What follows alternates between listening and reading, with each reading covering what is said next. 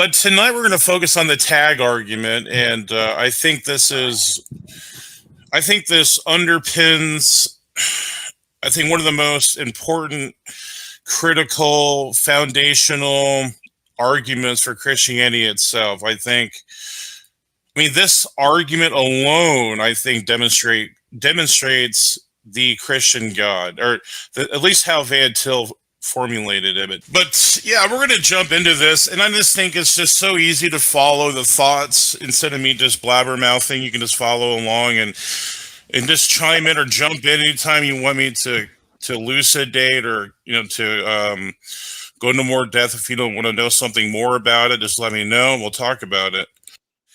The transcendental argument for God's existence is both negative and positive. Negatively, it rebukes human autonomy by declaring that human mind alone is unable to justify or ground fundamentally necessary beliefs. Can you explain what that means? Yes. So, when something is potential, it cannot be necessary. When something is actual, like pure actuality, pure act, see, God is called pure act or pure actuality because there's nothing potential about him. That means it's necessary. It means he's absolute in all worlds. So to be necessary, it has to be absolute in all worlds. So, Praise, when you say there's nothing potential about God, yeah. What do you? I'm sorry, but what do you mean by that? What do you mean there's nothing potential about him?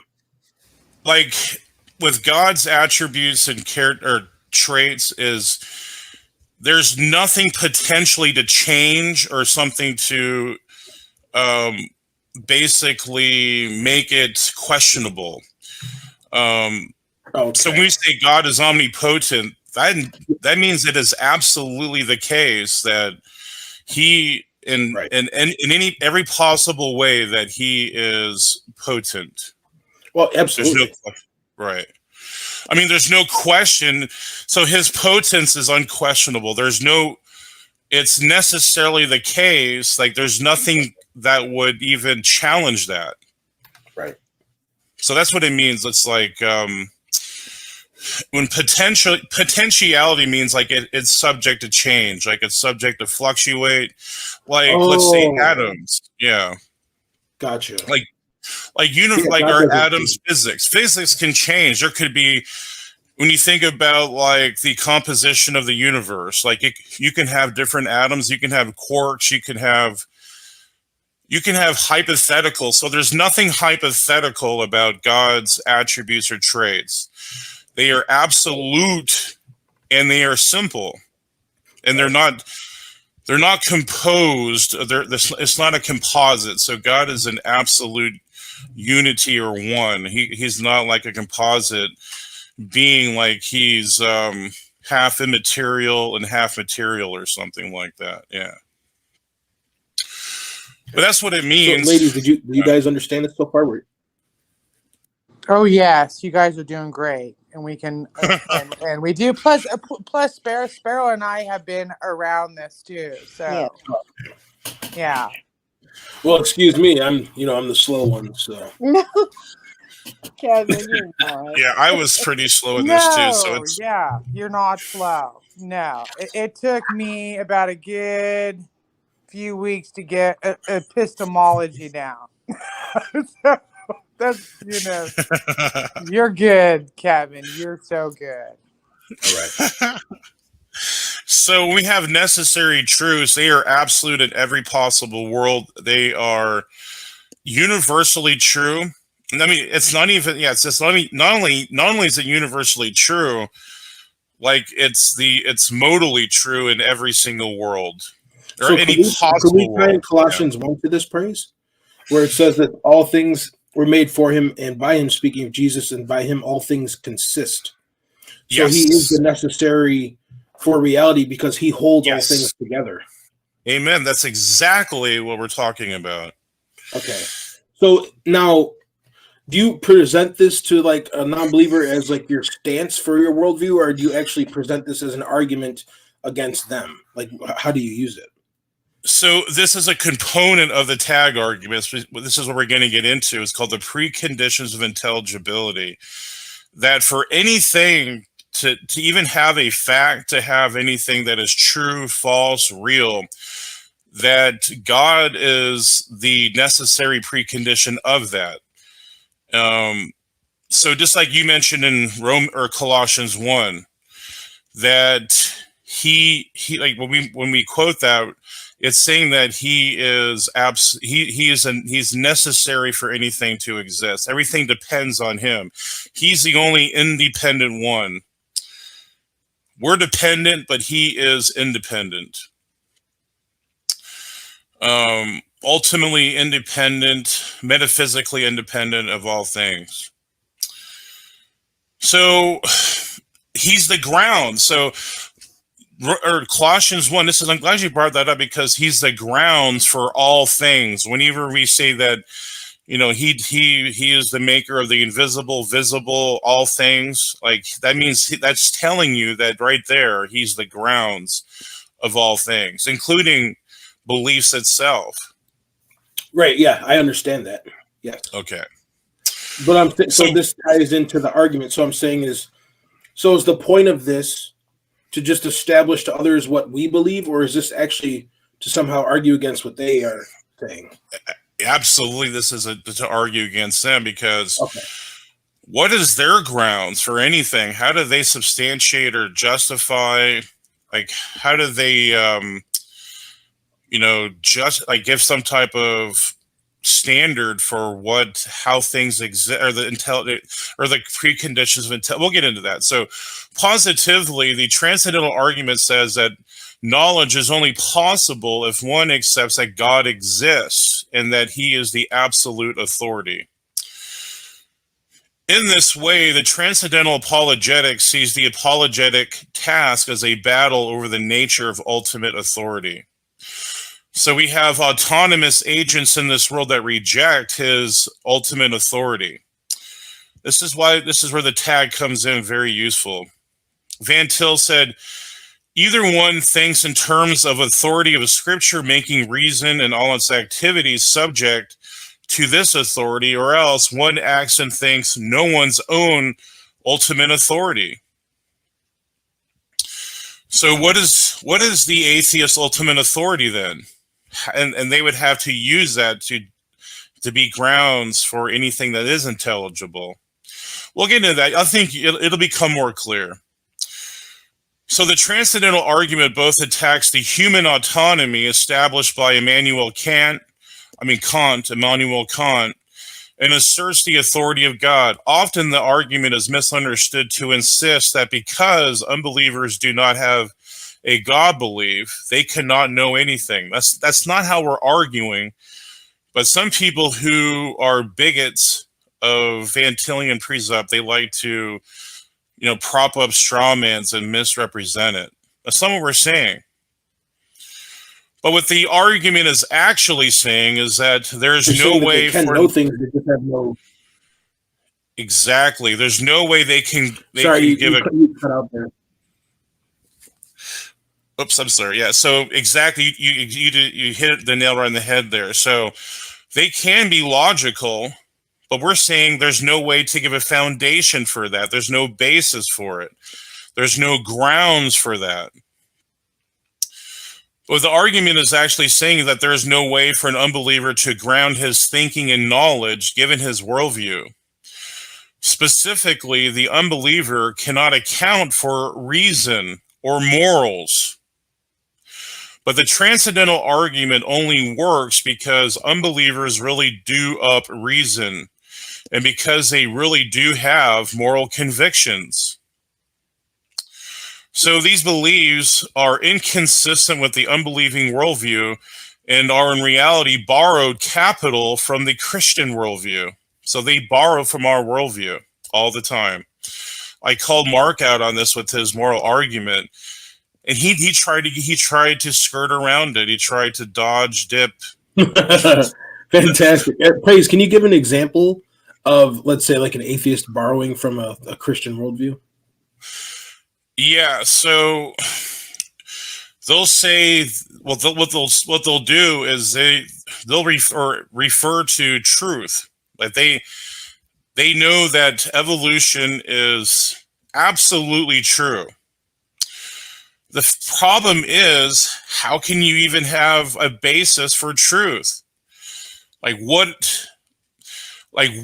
would you give a justification for truth, period? Because you can only know a posteriori truths, not a priori truths, because you operate on induction, not deduction or a priori truth or a priori knowledge. So where does truth come from, basically? How do they, what is their, how can they give an account for that? Like, what is their account for truth? Right.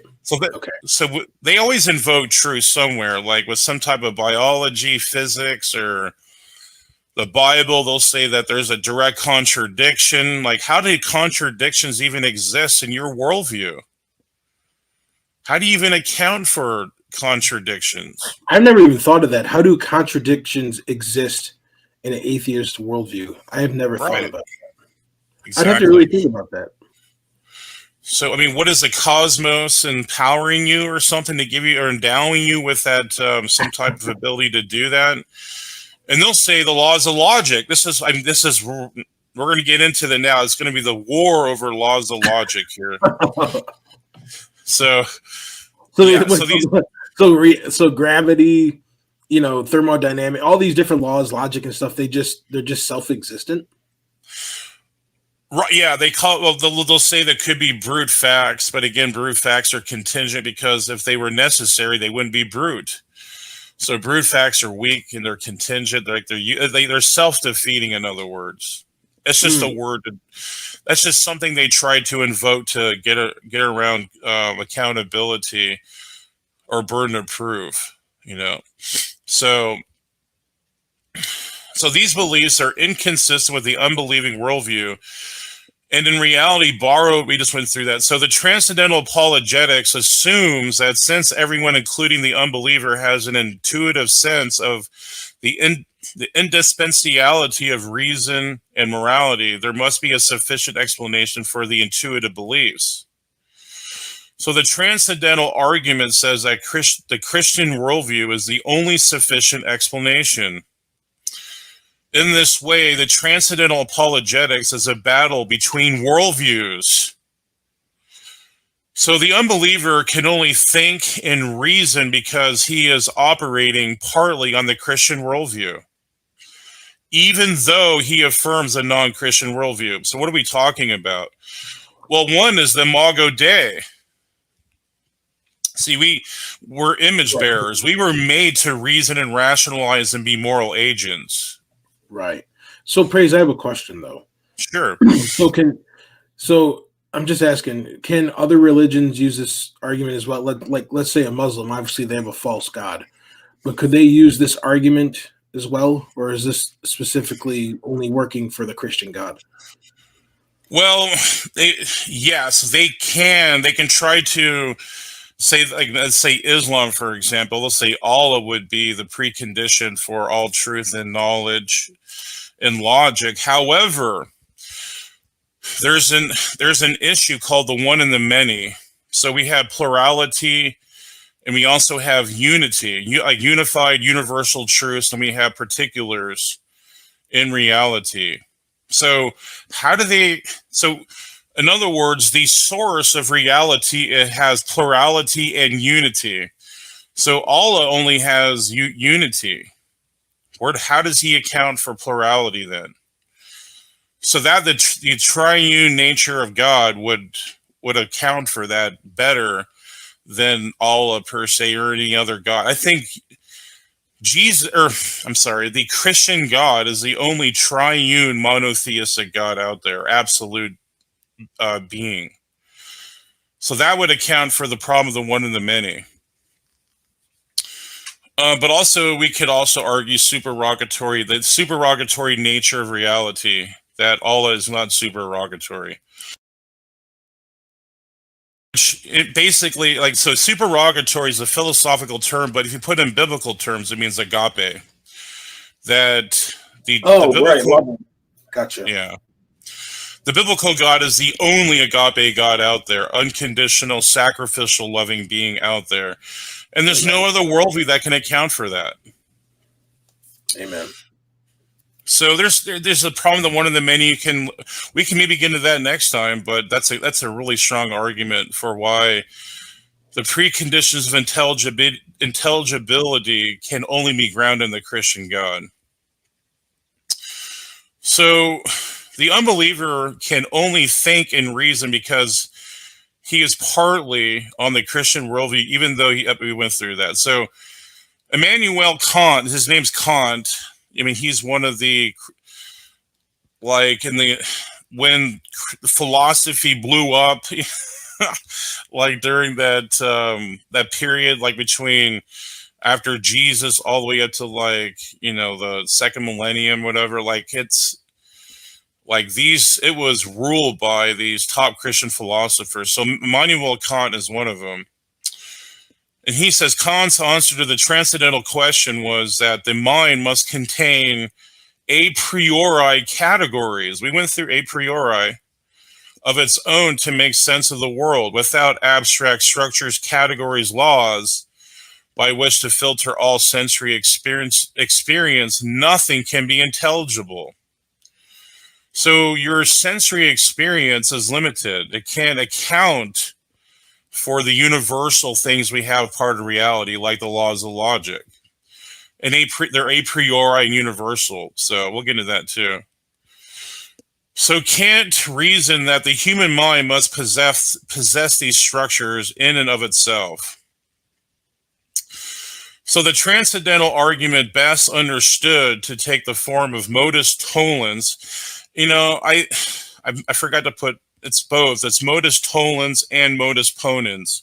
But modus tollens is a valid argument form in propositional calculus in which P and Q are propositions. So here's basically, so you have two premises and you have a conclusion. But if P then Q, and if Q is false, then P is also false. So it's good to give analogies or illustrations like out there. So also known as an indirect proof, a proof of a contrapositive.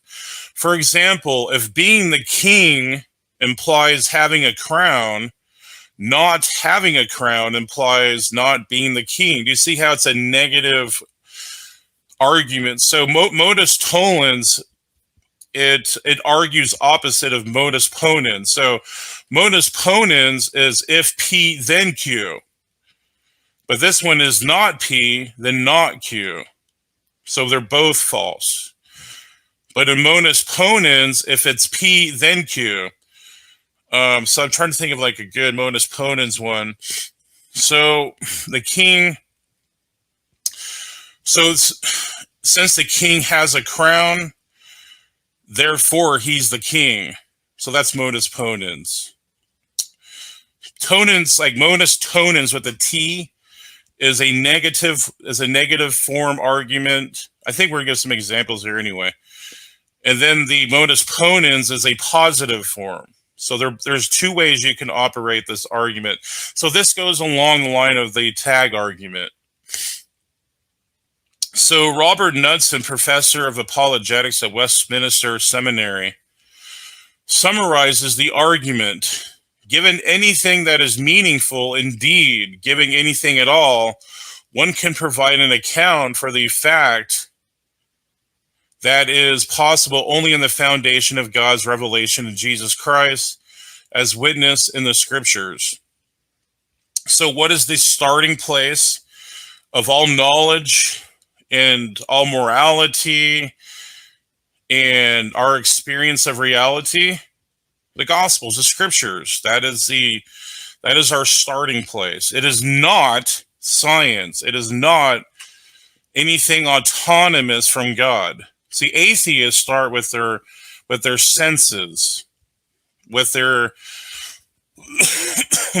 with what they can see and what they can feel and touch. That to them is their starting place. That is not our starting place. So consider the following syllogism. No Christian theism. So this is modus tonens. And it means if. So whenever you see, like, this is like these little symbols. So philosophy uses symbols to make things, like, instead of writing everything out. So whenever you have a right arrow, it's a conditional statement, like if then. So no Christian theism, no meaning. And if there's no meaning, negation not P, then there's no Christian theism. So you cannot have meaning without Christian theism, in other words. So that's the modus tonens form. So this logical form of this argument seems similar to some versions of the cosmological argument. So no necessary being, no contingent being. If there's no contingent being, there's no necessary being. Wait, so how do those logically follow? I'm sorry. So, in other words, you can't, like, if there's any contingent being, there has to be necessary being. But they're saying, like, it's a negative form. So remember, this is not modus ponens. I think modus ponens might be the easiest and most simple. The modus tonens, you think actually backwards. It's negative. So they're saying, since you have no necessary being, I mean, if there is no necessary being, and then there's no contingent being, then there's no necessary being. So you need both. Like, in other words, like, you need contingent. There is contingent being, therefore there's necessary being. But it's using it backwards though. But don't worry. I think we'll come back to that because we're gonna expound upon that too. So preconditions of intelligibility. So this is the heart of the T.A.G argument. So anyone can propose T.A.G arguments, maybe even atheists, because they have their own little T.A.G arguments. But really, it comes down to the preconditions of intelligibility. So we'll explain what that is. In order for a worldview to be rationally defensible, it must be internally consistent. But just because a worldview is self-consistent does not necessarily mean it is correct. There is another criterion as well. A rational worldview must provide the preconditions of intelligibility. These are conditions that must be accepted as true before we can know anything about the universe or reality itself. The preconditions of intelligibility are things that most people take for granted. The reliability of memory is one example of the preconditions of intelligibility. Everyone assumes that his or her memory is basically reliable. But this turns out to be rather difficult to prove. How do you really know that your memory is reliable? Some might say, well, I took a memory test 2 weeks ago. I did really well on it. But we could reply, how do you know that you took a test 2 weeks ago? Just because you remember this doesn't prove it happened unless we already knew your memory was reliable. So that our memories are basically reliable is something that we all assume before we begin to investigate the universe. Another example is the reliability of our senses. Uh-oh, atheists! We suppose that our eyes, ears, and other senses reliably report the details about the universe in which we live. Without this assumption, science would be impossible.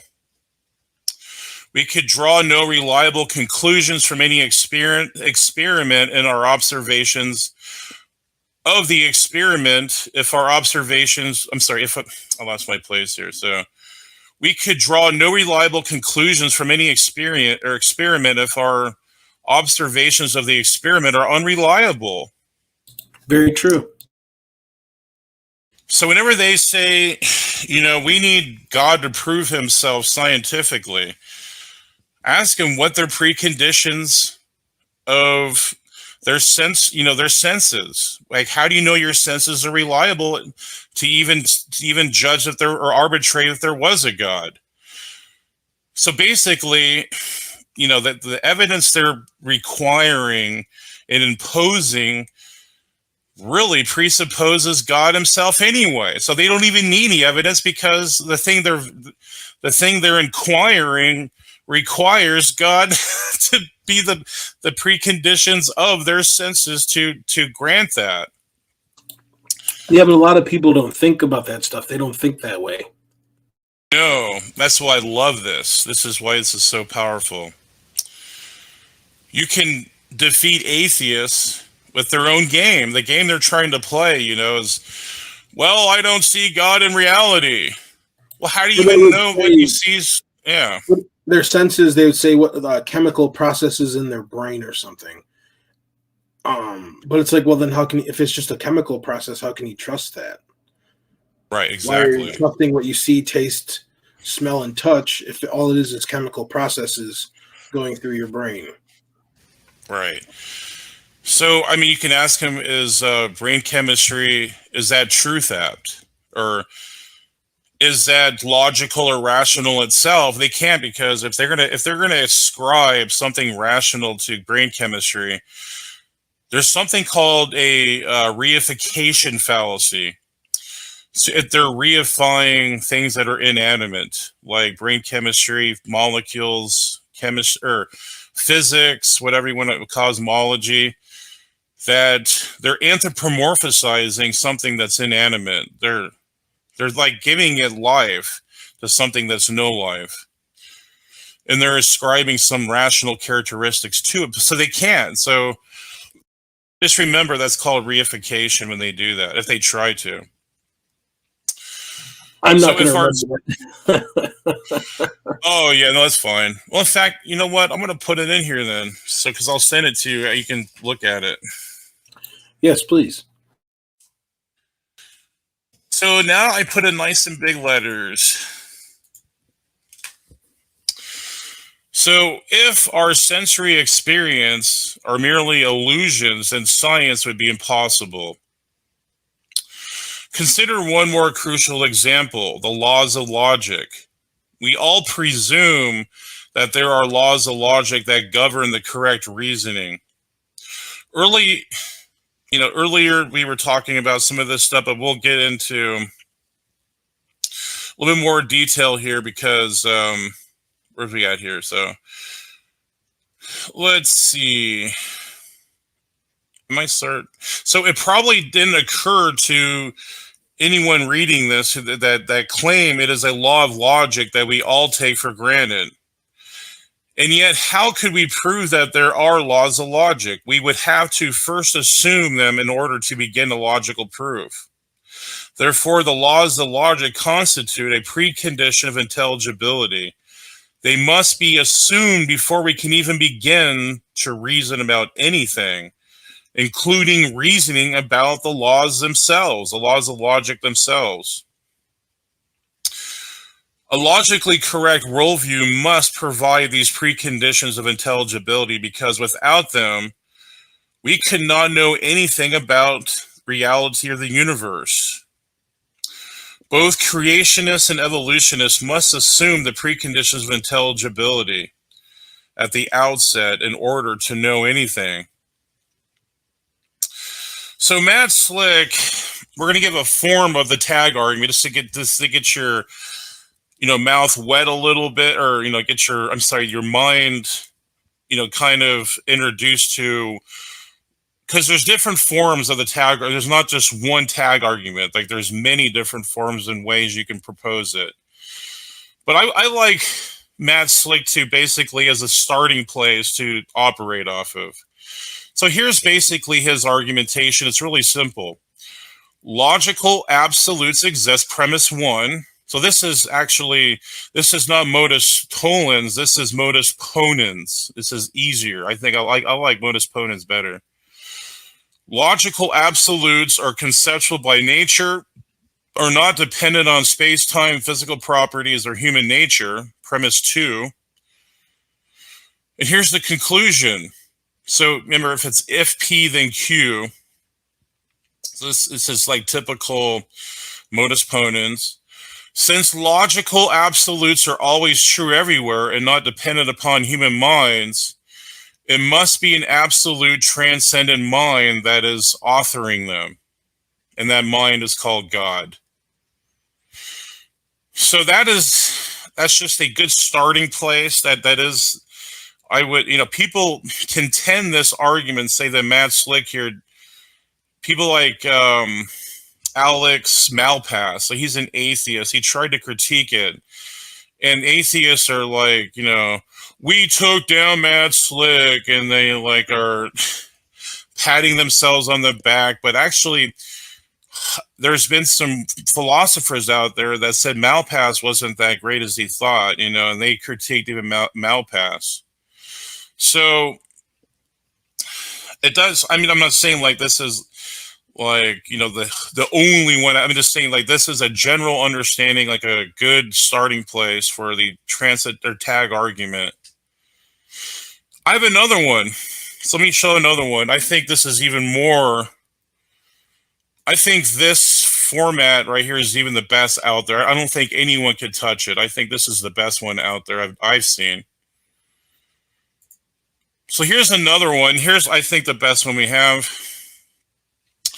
Premise 1, logical absolutes exist. Premise 2, logical absolutes are conceptual. Premise 3, concepts exist in the mind only. They are mental by definition. Premise 4, logical absolutes would exist even if your minds did not, because they're a priori. So since they are a priori by definition, then they don't require our minds. Premise 5, therefore logical absolutes are transcendent. Premise 6, since logical absolutes are transcendent and conceptual, they must exist in a transcendent mind. Because if they exist in the mind, they're mental. They have a mental ontology, then it follows since not our mind, then God's mind, or a mind outside of our mind. And premise 7, this transcendent mind is what we recognize as God. Conclusion, God exists.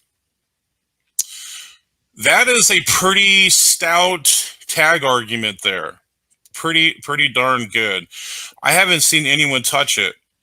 Malpass hasn't even touched this one.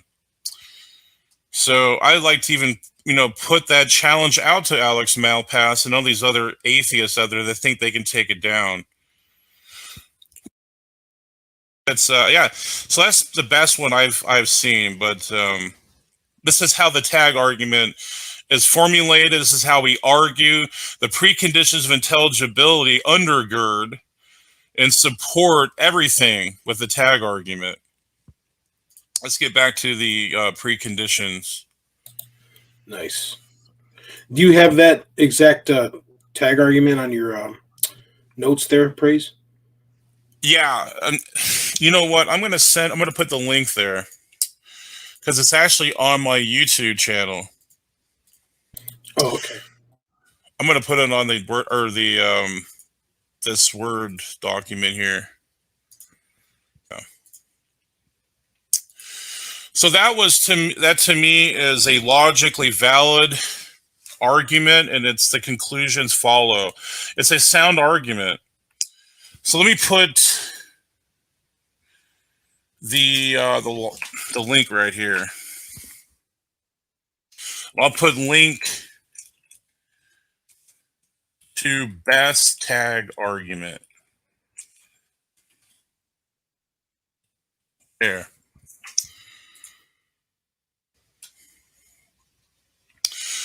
So examining the laws of logic for tags. So what are these laws? So there's 3 of them. The law of identity. A equals A. Or to put it another way, if any statement X is true, then X is true. Example, an apple is an apple. There's no instance where an apple would not be an apple, a non-apple. To say that an apple could be a non-apple is a contradiction. And to even say there was a contradiction would have to use the very law itself to try to do that. So they would do it, and they wouldn't even know they're doing unbeknowingly, they would even know they're doing it. To try to falsify this would have to use it to do it in the first place. So we call this in philosophy the impossibility of the contrary. So this is part of the T.A.G argument. I'll put the impossibility of the contrary actually up here.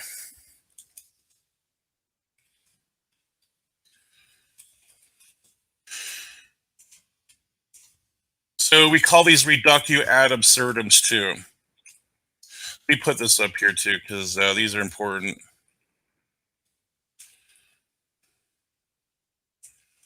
Reductio.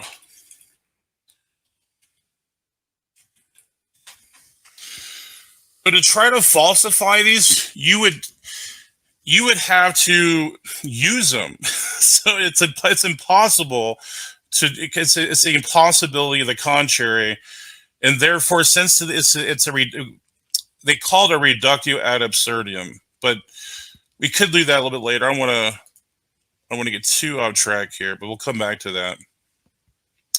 The second one is called the law of non-contradiction. And that is A is not non-A, or not A. So A is not A. Example, it cannot be both raining and not raining at my home right now. Or my cat cannot be a cat and not a cat at the same time. This is probably the most powerful one of all of them I noticed, is the law of non-contradiction. That's apparent reality. I mean, the other ones are too. I'm just saying that this is one I run across the most, is the law of non-contradiction. So A cannot be not A at the same time. And, it can't be raining and not raining, in other words. And the last one is the law of excluded middle. Either A or not A. Either statement is true, or its opposite is true. Example, either it is raining outside as I type this, or it is not raining outside as I type this. Right now it isn't. So it can't be in the middle, like it can't be half raining and half not raining. So there is no such thing as half raining and half not raining. That is a logical contradiction. So how, and now we're going to apply these to God. So how do these relate to God? The law of non-contradiction, the law of excluded middle, the law of identity. How do these apply to God? So one is the objective laws of logic exist. We cannot deny the laws of logic exist. In fact, any reasonable or logical argument against the existence of these laws requires their existence in the first place. So, in other words, that they're absolute. They are necessary because there's no possible world where they're not true. And there's no naturalist that can have a basis for it. No naturalist or anyone that is some type of non-theist could account for that. How do they account for absolutes in a naturalistic paradigm? You can't. So these objective laws of logic are conceptual. So what we'll hear from, this is what you're going to get a lot, Kevin, if you try to argue the laws of logic with atheists, is they're going to say, oh no, these are descriptive. These are not prescriptive. I'm going to actually prove that wrong anyway here in a second, but you'll get that. That's the typical argument, that they're just descriptions of reality. But what they're really saying is that they're perceptual. They're conflating perception with conceptual. Concepts don't have nothing to do with your psychology. Because when they're saying they're descriptive, they're just saying what they see, what they, how they visualize reality or something. That's what they're actually stating. But that's perception, not conception. Concepts are not perceptions, or not perceptual, I mean. Concepts are a priori. They exist in the mind. They don't need some type of physical extrapolation or naturalistic or descriptive extrapolation. But we'll even grant to them, yes, and sure, yes, we'll even grant that, you know, and from our frame of reference, they're descriptive. But the problem is the objective frame of reference, they are not descriptive, they are prescriptive. And we'll get into that because it becomes very important here, very critical, their prescriptive power. So actually all laws are prescriptive by definition anyway, but that's how they'll argue with you, Kevin.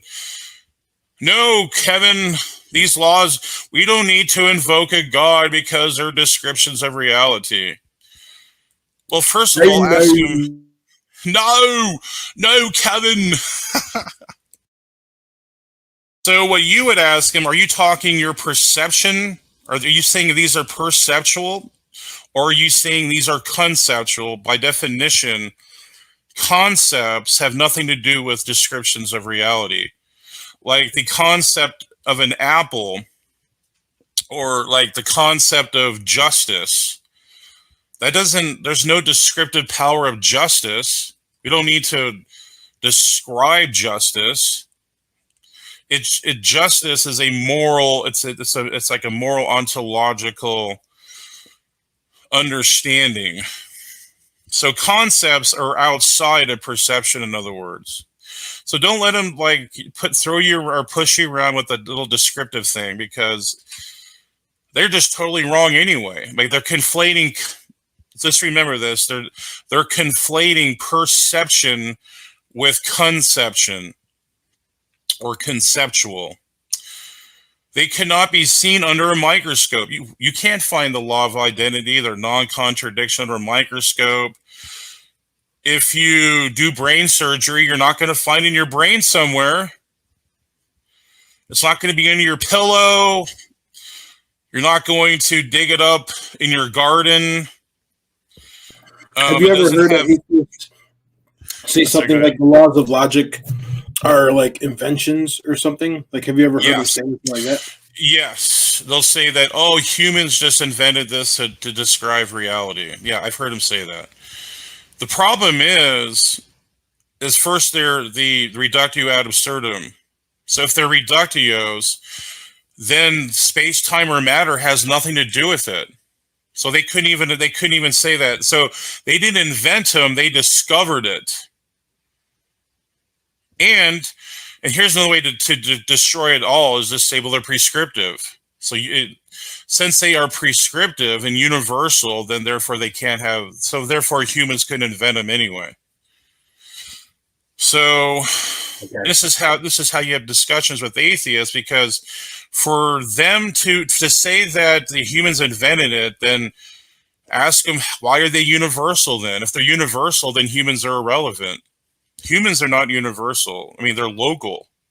Humans are a local beings or entities. So the laws of logic apply everywhere, at all places, at all times. And their truth value doesn't change. So let's say like the law of non-contradiction, when the Big Bang happened, it was still true back then. It was true before that, or chronologically prior to that. It's true right now. It's going to be true a zillion years from now. Infinity is going to be true. So time has the time element. Space doesn't change it. Matter doesn't change it. In fact, it's immaterial. You can't extract them. You can't investigate them. They're scientifically not discoverable. But yet they undergird all reality. They're the foundation of all things. Even the law of gravity abides by the laws of logic. So that's how you argue, man. It's fun. You can batter non-believers around with this stuff. Hey. So they cannot be seen under a microscope, be weighed on a scale. They are abstract. So conceptions or things that are conceptual are abstract. It means they're outside of time, space, and reality, or transcendent. So they guide everything. Everything operates under the laws of logic in their immaterial thought processes. Hey, doesn't science also depend on logic? Absolutely, yes. The validity of that, it can't a contradiction. So they can't, like, when they're going to propose something in science, they don't want to propose a contradiction. Like when they, let's just give an example, like they're going to do something on an apple. I mean, they're going to do some type of, scientific process to open up the apple, and they see that the apple is like some type of juice. I don't know, but you can't say like the apple is a banana and an apple at the same time. Like there's so many things like that. Everything on a fundamental level, everything is under the governance of the laws of logic. Yes. So contradictions themselves reflect the laws of logic. So you're right. So yeah, so no one wants to argue contradictory statements. Or I guess you can say like a non-apple. So no one would say when they're doing some type of like when they're opening, what's it called when you do those things like in science? I forget what you call that, but like with frogs and stuff. What, experiments? Like when you open dissecting, yeah. So that's what I'm looking for. So when you dissect an apple, you can't say, "Well, I'm dissecting a non-apple." That's a contradiction. So you're dissecting an apple. It has appleness. We call the property of appleness.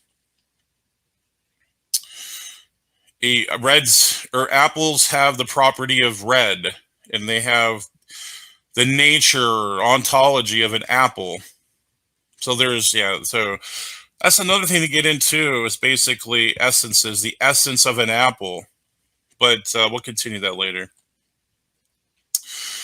The objective laws of logic are transcendent. The laws transcend location. You can't find them. There is no GPS location for these three laws. They're universal. They apply everywhere, at all places, at all times.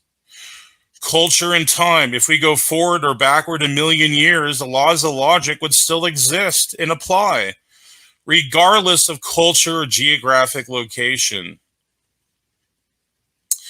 The objective laws of logic pre-existed mankind. So this is what you tell atheists, or anyone that tries to say that humans invented them. The transcendent and timeless nature of the laws of logic, or these logical laws, indicate they precede, or they're a priori, to our existence or ability to recognize them. Even before humans were able to understand the law of non-contradiction, A could not have been non-A. So these laws don't care if we know them or not. They're there. Like they're going to stay there. They will always be there. They are eternal. They are eternal. So the laws of logic were discovered by humans, not created or invented by humans. All conceptual laws reflect the mind of a lawgiver. So here we're going to get into now, all laws require lawgivers. This is what I was even telling Mark in my debate about moral laws. Even analytic philosophers say that all laws require a lawgiver, and they're necessarily universal. So all laws require lawgivers, including conceptual laws. We know this from the common experience in the world in which we live. The laws governing our society, culture, for example, are the result and reflection of minds. You can't have laws without minds. That's another argument to ask a non-believer. How can you have laws without minds? But more importantly, the conceptual laws of logic govern rational thought processes. And for this reason, they require the existence of a mind. Ding, ding, ding. The best and most reasonable explanation for the kind of mind necessary for the existence of transcendent objective conceptual laws of logic is God. The lawgiver capable of producing the immaterial transcendent laws preceding our existence must also be immaterial, transcendent, and a pre-existent mind. Jesus is the Logos. John 1:1. Where does the word logic come from? Wait, that's right. Logos. That's the formation of the word. Philosophers and people for millennia knew Jesus was the precondition of logic for thousands of years. It's only the... Yeah, isn't that awesome? Yes, I mean, this has been known. It's only the idiots today that reject, this something that is self-evident in front of your face. We call them atheists today. Yep. It is sad and pathetic. I mean, even our year system is on Christ. Before Christ is BC, and then AD is after he went to the cross. I mean, he shaped the calendar. I mean, there's no one like Jesus, man. He is the embodiment of logic itself. He is logic. Now, remember, it's not like we're not saying like the laws of logic themselves are God himself. No, we're saying they're inferences. They describe him. They're descriptions of him. He's the prescriber of them. So we got to be careful too. We don't want to say the laws themselves are God. No, they're reflections. They're descriptions of him, of his logical nature. God has a logical nature, the Son. So through the Son, his logical nature is expressed. They come to us in the form of these laws. But it's really God who is logic, though. Like, he's the source of all logic. So this description fits what we commonly think about when we think of a creator God, right? So why do they transcend space, time, and matter? And why are they universally binding? And why are they absolutely true? Because they are reflections of God himself. They are rooted in God. That is indisputable proof of God. There is nothing anyone could say to refute that. It's irrefutable proof of God. And why I don't even know how anyone could be so mindless not to be a Christian because of the laws of logic, the T.A.G argument. So it has nothing to do with evidence of God to be an atheist or non-believer, because this itself is proof. So it's a moral issue that atheists have against God. Anyway, just to prove the law of logic are prescriptive, well, it's universally accepted. Even the encyclopedia itself says it.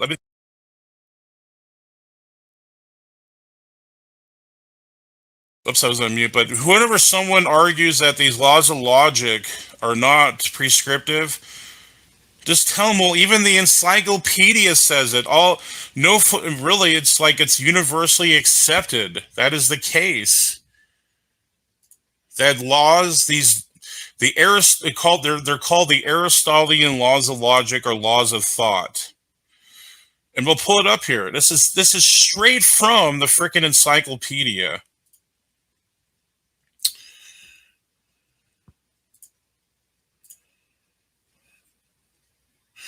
So the laws of thought, the term laws of thought traditionally covered the principles of identity, contradiction, of excluded middle, and occasionally the principle of sufficient reason. But that's a separate one. The PSR has to do with causality. But the main three are, the law of non-contradiction, law of identity, and the law of excluded middle. Those are the three laws. Anyway, so whereas these principles were frequently discussed from the time of the Greeks until the beginning of the 20th century, the term has become obsolete for at least two good reasons. One is the great and confusing variety of meanings it has been taken on and used. The other is now generally acknowledged fact that no viable system of logic can be constructed in which the principles of identity, contradiction, and excluded can be constructed. I'm sorry. An excluded middle would be. I lost my slide again. So one is. Where'd I go? So the other is now generally acknowledged fact that no viable system of logic can be constructed in which these principles of identity, contradiction, excluded middle would be the only two axioms. So typical discussions of these principles are to be found, for example, in Friedrich Uberg's system of logic, blah, blah, blah. Sufficient, blah, blah, blah. Like others cannot be interpreted as a principle of formal logic. But these three laws of thought have been in the main. The three laws of thought have been in the main been conceived of as descriptive, prescriptive, or formal. As descriptive laws, they have been regarded as descriptive of the nature of being as such, B, of the subject matter, common to all sciences, C, of the activity of thinking or reasoning. As prescriptive laws, right here. They're defined as prescriptive laws. This is even from encyclopedia, but there's so many others. I mean, I can just name, the most of your top Oxford, Harvard, and all these other institutions, they define them as prescriptive laws. As prescriptive laws, they have been conceived of as expressing absolute or conventional standards of correct thinking and reasoning. So that's just one major source. Encyclopedia actually puts it in there. Like their whole reputation is put on the line to have correct explanations. But I can even give you many others too. We're not short of citation with that. I just had to show you that. I'll put the link actually inside the word pad for you here. Cool, thank you. Yeah, man, isn't this a powerful thing, the laws of logic? It's so evident. Already have it there. Okay, sweet. So why is there order? The answer, there is order because there is an orderer. Why is there meaning? The answer, there's meaning because there is a divine and personal ground of meaning. In this sense, a transcendental argument is not fundamentally different from the classical cosmological argument, which reasons backwards from an assumption being to what would be necessary in order to sustain that assumption necessary being. If there were no necessary being, then there would be no being at all. If logic was not necessary, then there would be no logic. In the same way, the transcendental argument says that there is no ground of meaning, there could be no meaning. But there is meaning. And this fact proves the ground. So there's a person in philosophy, Knudsen says, the negative outcome of having abandoned the true starting point is regarded as a confirmation of the validity of the true starting point. So what is our starting point? Well, you could say the laws of logic are. Well, can you have the laws of logic without God? Absolutely not. So God would be the starting point. Yeah, amen. God has to be the starting point if you're, a Christian anyway. But non-Christians could try to argue that they can have a starting point without God. But right. I don't think they can prove it, though. It's just their opinion, right? Right. So a non-Christian would say we don't need God for that, but then you would say, well, then what grounds the laws of logic? And you could show them how inconsistent a non-believer is to try to argue their worldview without God. Right. So they have no justification for things to be the way they are. They have no justifying source. Correct. Right. Okay. They have no basis for that. What is their foundation for any of that? Yeah, great points. Yeah. So here's another, like, modus tollens, because I know that the T.A.G argument is presented in syllogistic format. So there's two formats: modus tollens with a T, and then modus ponens with a P. So you have a negative. So here's the reverse of modus ponens. So it always argues negatively. So causality implies God, not God, therefore not causality. In other words, you cannot have causality without God. But it's putting the argument itself is formed. This is a logical argument here.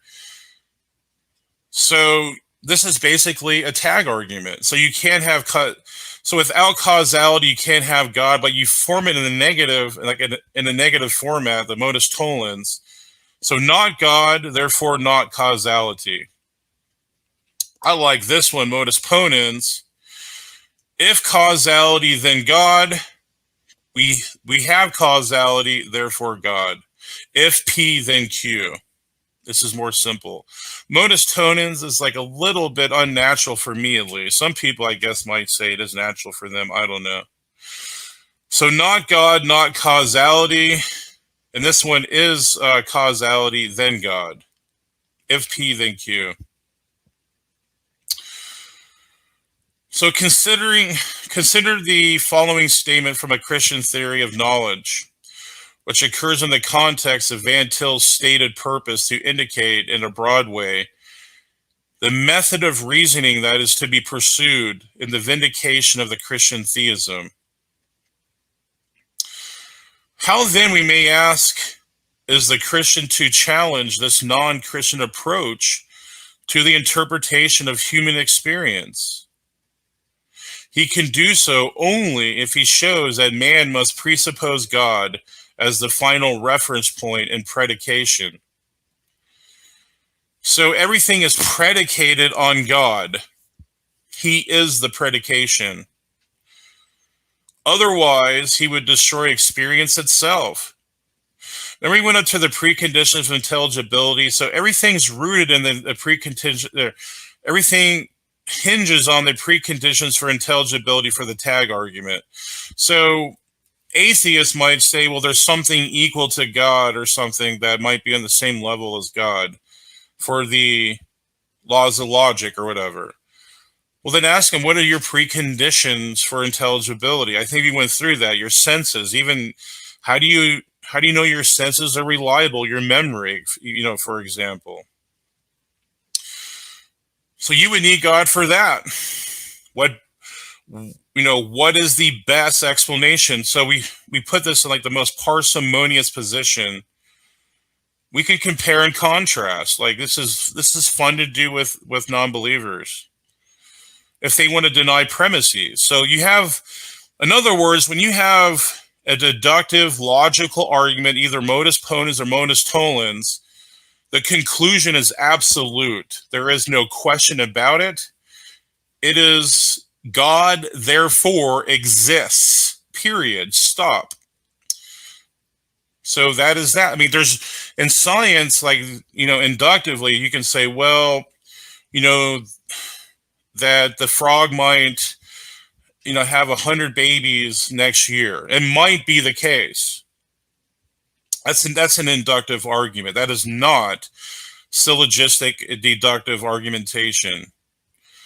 So, in other words, that the T.A.G argument is the strongest proof you can get for God. It is the most logically sound, demonstrable, founded, and based evidence of God you can possibly give. It outweighs any type of empirical data, inductive data, by definition. So literally, atheists are without excuse because of the laws of logic, because of the T.A.G. They are held inexcusable based on that alone. So he can do so only if he shows the non-Christian that even in his virtual negation of God, he is still really presupposing God. Just like if people think they can negate the law of non-contradiction, well, they're actually using the law of non-contradiction to do that. So, in other words, that God is impossibly to negate because he's necessary. Just like the laws of logic, they're necessary. You can't negate something that is necessary. It's impossible. It's a reductio ad absurdum. So he is still really presupposing God. So to negate God, you would need to presuppose him. He can do so only if he shows the non-Christian that he cannot deny God unless first affirm him. And that is his own approach throughout its history, has been shown to be destructive of human experience itself. So to deny God is to be illogical by definition. So that ends that. I could go, actually I have one more thing to show you. Then we'll open it up. What'd you think of that though, Kevin? Is that pretty cool, man, or what? Yeah, I want to read it a few times, so I don't quite understand everything. Oh yeah, no, yeah, but, yeah, for sure, man. So I'm just saying, like, these laws are absolute. In fact, they're the strongest form of absolutivity, or I can't even say the word absolutivity you can get. They are true in every possible circumstance, world. They are true in the truest sense. But so there's a guy named A.G So here's another proof that the laws of logic are prescriptive, because you're going to get this pushback from atheists. But just go to that word pad or this Word document, and it has it all there. I'm just saying, like, you'll have the defenses there. But here's another one. So the laws of logic govern not only the universe, but all rational thinking. This is significant because the metaphysics of reality are necessarily transcendent because, one, they are abstract, non-physical, non-spatial. There's no spatial properties of the laws of logic. They don't taste like anything. They have no visual. You can't see them. They have no weight. They have absolutely no properties, physical properties. They have abstract, what people call them as abstracts. But that's sort of an escape hatch for non-believers, because they'll even admit, well, they could be Platonic.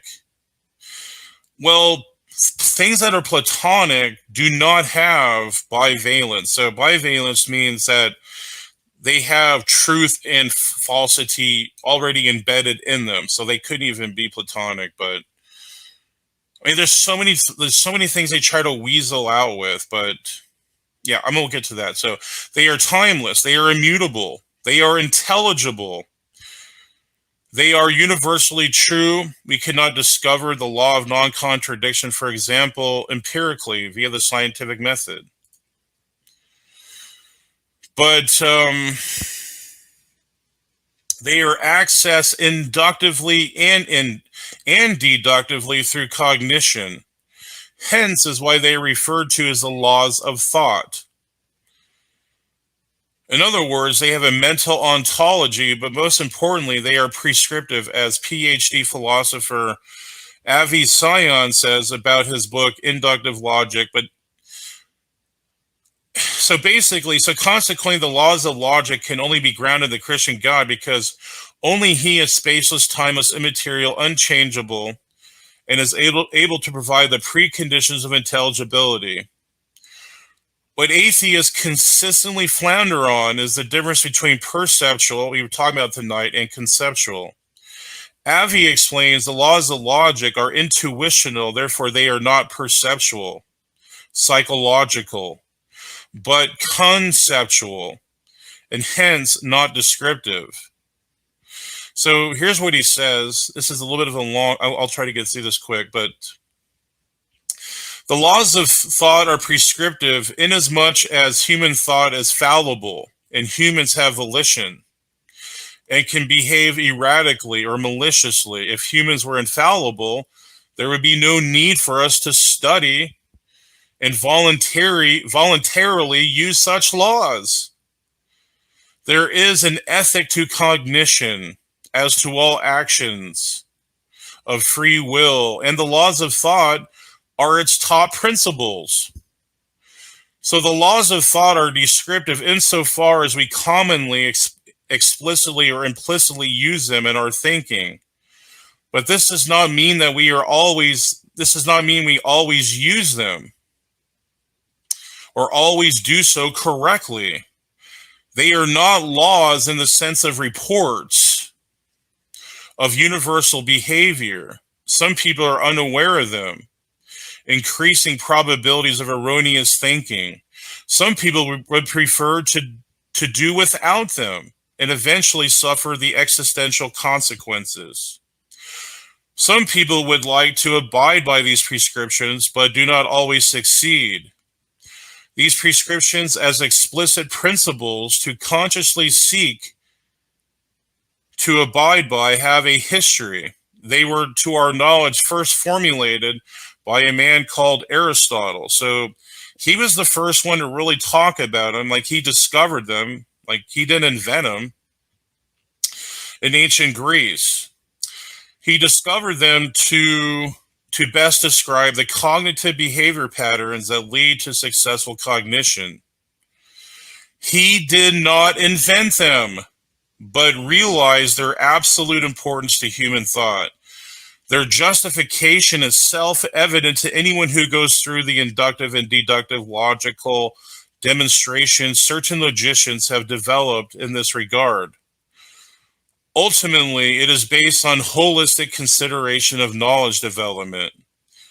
Our insights here about the relativity of negation and abstraction, and the realization of their role in the laws of thought to serve further clarify the necessity of the universality of the latter. So negation itself. So when we have the principle of negation in the laws of logic, demonstrate they are prescriptive.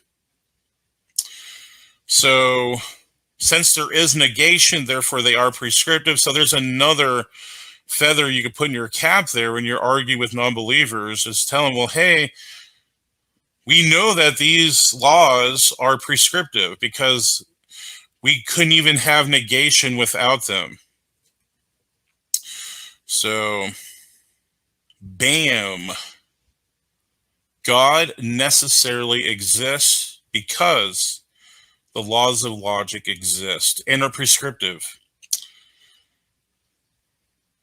Hey, do you want me to put this link in there too, Kevin? Or yeah, would you mind? Abso-freaking-lutely. You wouldn't mind, or you would mind? No, I would not mind. I mean, I would love to. Yeah, for sure, man. yeah. I love to equip these saints, to defend the faith. I think that's what it's all about. Bibbidi bibbidi boo. Bibbidi boppity. Wait a minute. Do I have that? I have to check that. Hold on. I have that clip, I think. There we go, man. So I'm going to save it for you. I'm going to send it to you. And you have this, you can have it ready to go and just, in fact, you know what? Maybe I should send it to everyone in the chat, because I think maybe it would help them too, not just you. So let me put it really quick in Google Drive, and I'll share it to them as well. So yeah, I would think this is probably the most robust evidence of God. It's indisputable. I mean, there's just no way around it that a God necessarily exists. Now they're going to say, how do you know it's your God? Well, again, we can go into, the problem of the one and many. What best explains reality? How do you get plurality and unity and reality at the same time? So, I mean, that's one way to do it, but yeah. Right. Bible prophecy can be another good one. Yeah. Absolutely. And especially if you put Peter Stoner. So Peter Stoner, I don't know if you've ever heard of him, but he was a mathematician. He personally went through each one of them and got a probability of them. And it showed that they could not be self-fulfilled. So that's another way to prove God exists mathematically. So you have math and logic, they work together. Do you know so 2 plus 2 will always equal 4. Do you see how they work together, math and logic? So even math is another component of God's nature. It's descriptive of his nature, yeah. Right. But yeah, I mean, it's so rich. There's just so much rich evidence for God. And we hear, I don't believe in God because I don't see him. I don't see any evidence of your God. Well, how do you even be rational without God? How do you even, your experiences? What makes your senses? How do you even justify your senses? Like, they don't think on these levels. Like, do you see how we think outside the box with the T.A.G argument, at least? Yeah, I see. Yeah. They don't recognize, because they take things for granted. Right. All right, I'm going to put the link now.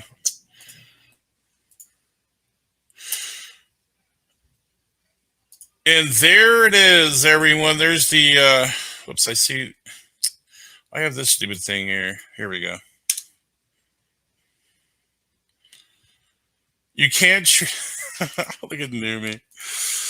So if any atheist want to come in and, bring some type of argument, bring it. Like, you're done. You're dead in the water. There's no way you could counter any of these to actually show how it does not infer God. It's impossible. So let me put it in the, so here put in the private chat too, Kevin. You can. Thank you. And I put it into the regular chat too. Word. But now we're going to open her up. So that was the T.A.G argument. I think it's the most robust evidence for God because it's logical. That's why. Logical proofs of God are indisputable by definition. They go past any type of experience that humans have. Like, it's like seeing Jesus do a miracle. I mean, that is pretty powerful. But logical evidence of God even goes beyond that.